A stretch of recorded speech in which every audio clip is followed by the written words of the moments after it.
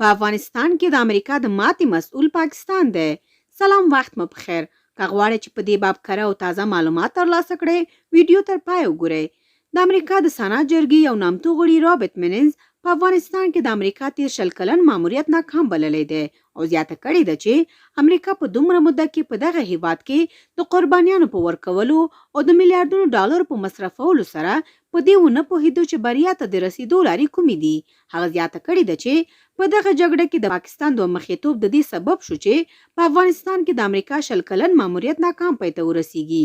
مینز ټینګار کړی چې امریکا باید له پاکستان سره د ملګرتیا تر غځولو مخکې له دغه هیواد سره جدي خبرې اترې وکړي چې یو ځل بیا د تیر په څیر مکاري ونه کړي او په خړو اوبو کې ځان ته ماهیان ونه لټوي.